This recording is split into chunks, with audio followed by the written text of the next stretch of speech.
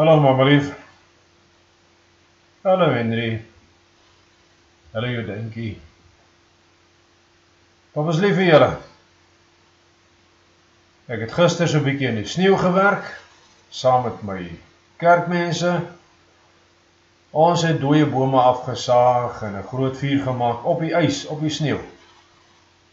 Ek sal 'n paar foto's op, sal ek deur e-pos, maar ek is net op een van hulle sover ek weet. En ek sien uit na die tyd dat ons dit gaan saam doen. Gisterand was daar 'n konsert gewees in Sturgis. Wil julle glo, papa het country geluister. Was nogal mooi country musiek gewees. Papa gaan gou vir julle 'n kinderbybelstorie lees. Toe God alles gemaak het, en papa gaan anderes ook lees in die toekoms. Dit is geskryf in Kanada. Wie het ons gemaak? Die Bybel, God se woord, vertel ons hoe die menslike lewe begin het. Lang gelede het God die eerste man gemaak en hom Adam genoem. God het Adam uit die stof van die aarde gemaak. Toe God asem in Adam ingeblaas het, het Adam lewendig geword. Toe Adam lewend geword het, was hy in die mooi tuin van Eden. Voor God vir Adam gemaak het, het hy eers die wêreld gemaak met al die wonderlike dinge daarin.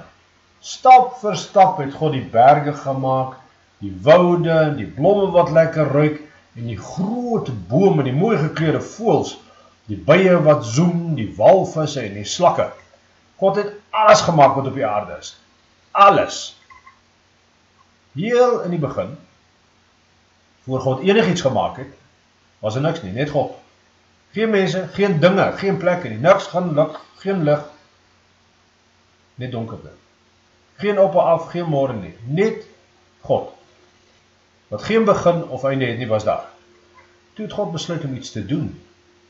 In die begin het God die hemel en die aarde gemaak. Die aarde was woes en leeg en daar was donkerte op die wêreldvloed. Toe het God gesê, laat daar lig wees.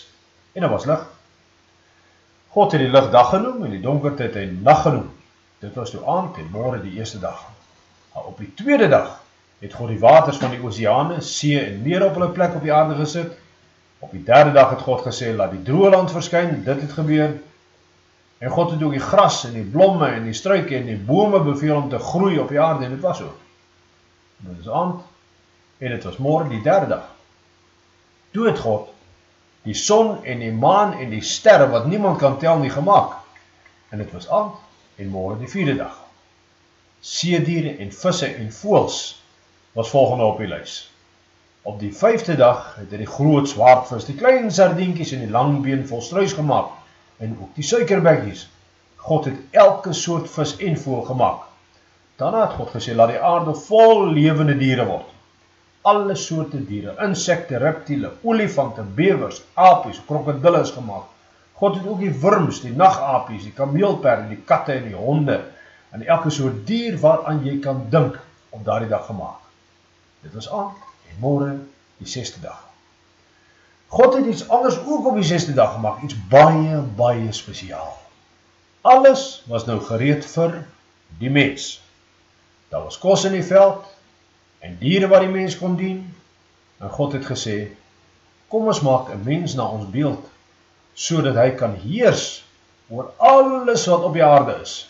En God het die mens geskape na sy beeld, na die beeld van God het hom geskape. God het vir Adam gesê, jy kan van alles in die tuin eet, maar jy mag nie van die boom van kennis van goed en kwaad eet nie, want as jy van daardie boom eet, sal jy sekerlik doodgaan. En God het gesê, dit is nie goed vir die mens om alleen te wees nie, ek sal vir hom 'n maat maak wat by hom pas. En God het al die voëls en die diere na Adam gebring, en Adam het vir hulle almal name gegee. Hy moes baie slim gewees het om dit te kon doen. Maar tussen al die diere was daar nie een enkele een wat 'n regte maat vir Adam sou kon wees nie. Toe het God Adam laat slaap. Hy het in 'n diep slaap geval, En toe het God een van Adam se ribbes uitgehaal terwyl hy geslaap het. God het 'n vrou uit Adam se ribbebeen gevorm. Die vrou wat God gemaak het, was presies reg om Adam se maat te wees. God het dit alles op die 6de dag gemaak. En toe het hy die 7de dag geseën en dit geheilig en dit 'n dag van rus gemaak. Dis hoekom ons Sondag kerk toe gaan.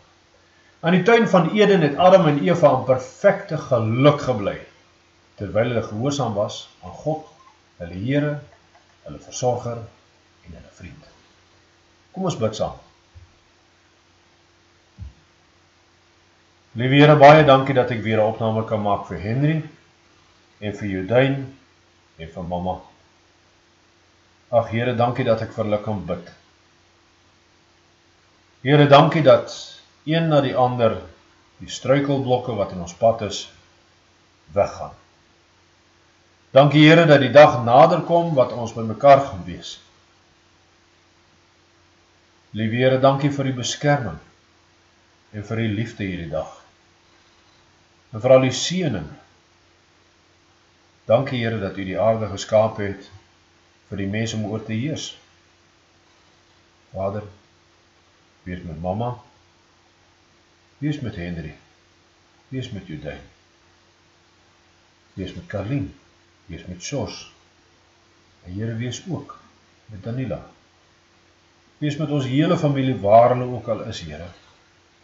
Beskerm my gesin en my familie die nag, dat ons môre weer kan opstaan met 'n lied in ons hart. Dat ons U sal wil eer. Vervul ons met U Heilige Gees, Here, met liefde vir U en vir ons naaste en vir mekaar. In Jesus se naam. Amen.